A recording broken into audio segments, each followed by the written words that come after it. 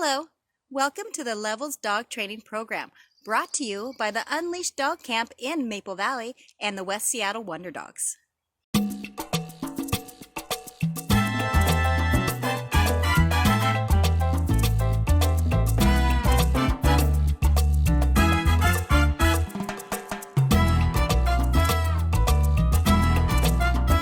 In our traditional dog training program, you usually sign up for about a 5-week class, and then in each week you learn a new trick or behavior, and then you graduate.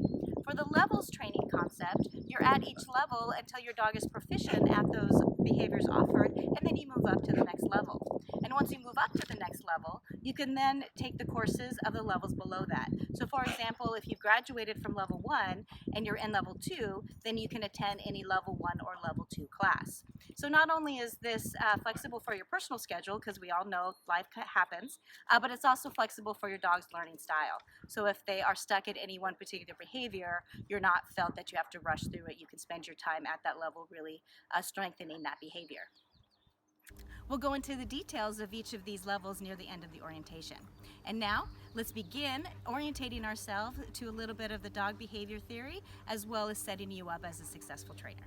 All right, to set yourself up as a successful trainer, there are 3 key components that you want to keep in mind. And the first is building a relationship with your pet. This is an ongoing process, something that you're continuously doing, and training is a tool that is used in that process.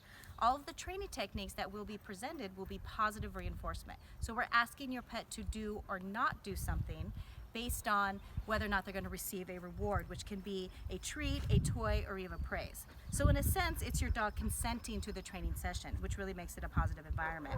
Now, at the very foundation of dog behavior is a concept that if your dog does something and then it's followed by something that they really like, chances are they're going to do it again. So we're going to take this very basic concept, and within the Levels Dog Training Program, we're going to use that to establish a bond with your pet, as well as to help you unleash the potential for your dog to be the best pet it can be. Yeah, see what I did there? The next key to success is management. Now, to best explain this, we're going to jump right into an example. Let's say that your little critter, your dog, likes to counter surf. So they jump up on the counter, 2 feet or all 4s, and they're looking around for fun little treats. Now, it's reinforcing when they do find something and they get that reward of that treat. However, it's not something that you want to have done.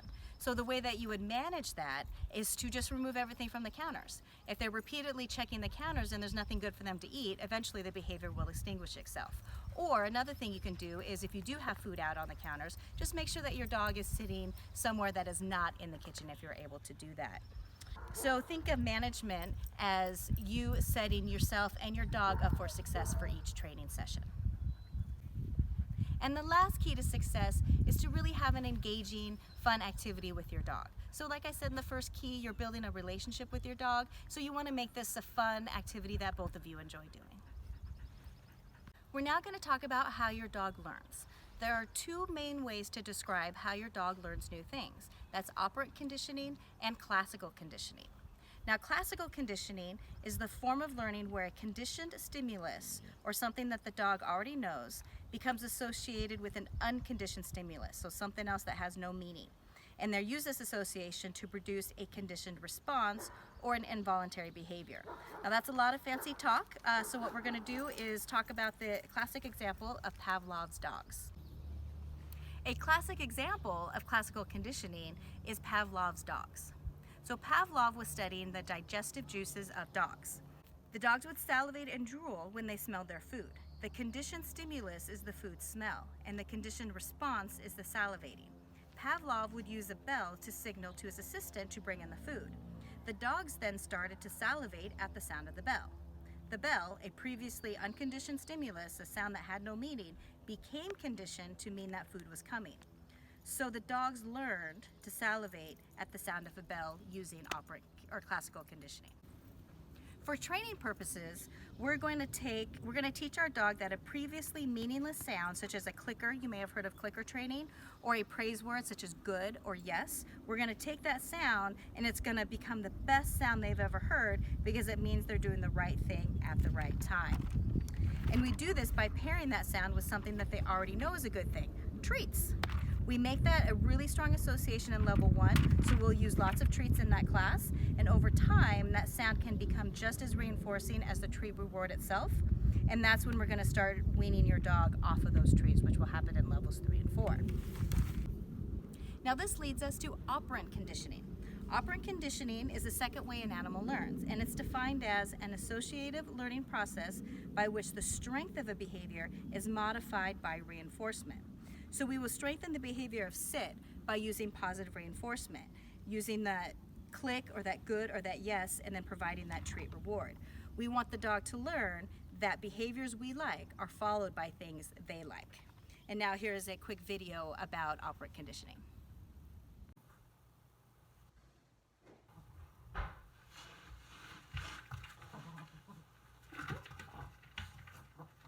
Down. Yes. Down. Yes.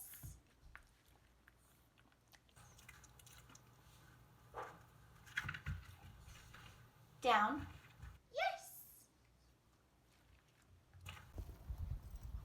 The next thing I'd like to talk to you about is treats and using them as lures and rewards to train your dog. So treats need to be something that's soft and small and can provide quick, instantaneous reward for your dog. So you want it to be not hard and crumbly, because if it is hard and crumbly, then they're going to get distracted by picking up all those crumbs off the floor. If it's too small, well, just imagine yourself eating a big giant cookie crumb by crumb. Not very fun. And if it's too big, then they're going to take too much time to consume that treat, and you're going to lose that training moment. So they want to be small and soft. Now for the amount of treats, you want to consider that you're going to be treating your dog at a training session 50 to 100 times. Now some of the times you're going to be giving them this reinforcement, it's going to be treat by treat. You're just going to go one piece of treat at a time. Other times you're going to be given what's called a jackpot. So when you've been working on a behavior and suddenly they get it, you want to give them a jackpot of treats of 3 or 4 at a time. So if you do the math, that ends up to being about 150 to 500 treats per training session, and each training session can be about 15 to 20 minutes. So all in all, bring lots of treats, especially to level 1 and level 2 training class. Now as far as the high value we want these treats to be, you can think of that in 2 different ways. The first way you can think about it is if your dog just likes to eat anything and everything, then you can just use the kibble. They just want to consume something, it's nice and easy, it's part of their regular diet, you're not adding in any extra calories, so that's a great resource to use. However, if your dog is a little bit more picky and has a little bit more refined taste for their treats, then you may want to use something that's super special, something maybe kind of smelly like a hot dog or some cheese or some real turkey, something that they only get during that training session. So a moment ago I mentioned marking the behavior, and I want to take a moment to talk to you about your skill as a trainer. When training, you're going to be using your brain and your appendages in a new combination of ways. So in order to really be successful about what you're trying to teach your dog, it's helpful to visualize what the behavior looks like when your dog has completed it. So for example, a sit. What does a sit actually look like when your dog has executed it successfully? Well, a sit is when the dog's haunches, his butt, actually hit the ground. So that's the part we want to mark. And that's where your click or your good or your yes comes into play. You mark it with that word, and then later on comes the treat. You can practice your timing at marking the behavior by focusing on a bouncing ball. You would mark every time the ball hits the ground.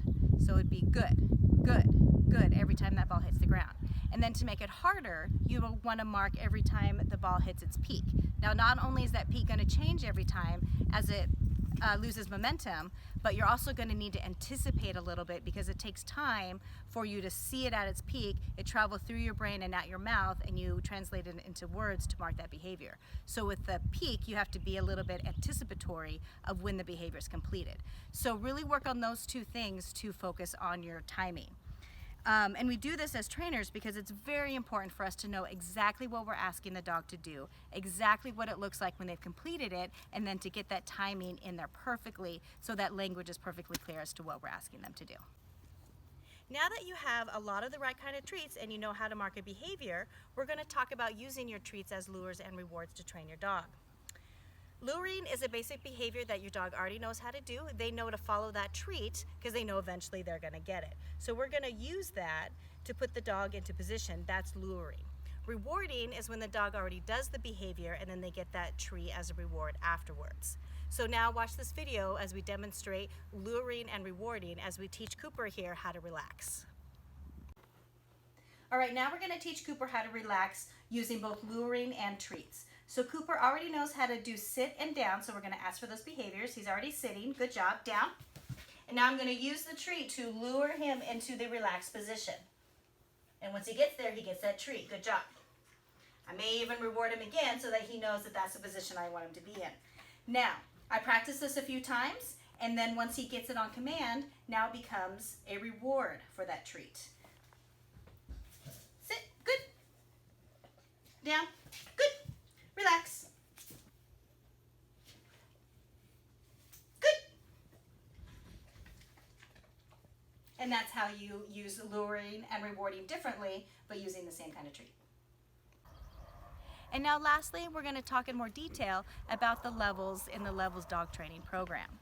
So in level 1, we're going to teach the name game and to focus. We're going to teach you to sit in a couple of different scenarios. We're going to teach down as well as some anti-jumping techniques. And you're going to use a lot of treats in this class. The classes will be held 1 to 2 times a week, and you can attend any level 1 class. Once you and your pet have demonstrated that you can do everything required in that level, then you can move up to level 2.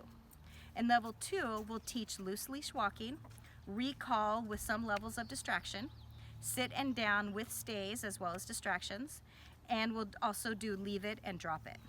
Level 2 will also be offered 1 to 2 times per week, and then you can attend any level 1 or level 2 class. In level 3, we're going to train another tougher version of loose leash walking. We're going to teach recall, sit and down with more distractions. We're going to teach weight as well as some tricks. Now level 4 will be a little bit more customized to the students that want to go that far. And these classes could consist of anything from the Canine Good Citizens course, agility course, or we can set up workshops where we really discuss the behavior and the science of behavior. So you'll be able to break down tricks and teach your dog all sorts of fun, cool stuff that you can impress all your friends with. So to sign up for these levels classes, you would purchase them online on our website. Now you'd purchase either unlimited or specific number of classes, and everybody starts at level 1. And you're going to be there for at least 2 weeks just for some foundational learning. And then you can move up through the levels at your own pace and even repeat a level as needed. Once your class package is used up or expired, you would just purchase another package and then continue where you left off. The calendar is posted online, and you would sign up for any open slots. So thank you very much for your interest in the Levels Dog Training Program that's offered at Unleashed, and we look forward to working with both you and your furry loved ones in the future. Thank you very much for your interest in the Unleashed Levels Dog Training Program. Due to the stay-at-home mandate, we're going to offer these classes online. The technical details and sign-up procedure will evolve as we venture into this new virtual arena. But know that if you're committed to providing a great learning opportunity and training opportunity for your pet, we are likewise committed to make sure that you have the resources you need to do this. Also know that we're still open for daycare and overnight boarding. So as long as you're an active client and you have your vaccinations up to date and you've passed our behavior assessment that comes along with the facility tour, then you're more than welcome to drop your dog off, even if you plan on staying at home all day, just so they can have an enriching opportunity. And also, we're now offering an off-leash dog park that's by reservation only for our active clients. So again, if you have a profile on our dashboard, if you have your vaccinations up to date, and if you've gone through the facility tour that comes with the behavior assessment, then you can sign up for those slots online. So please keep an eye on our website and our Facebook page, and thank you so much for continuing to support Unleashed.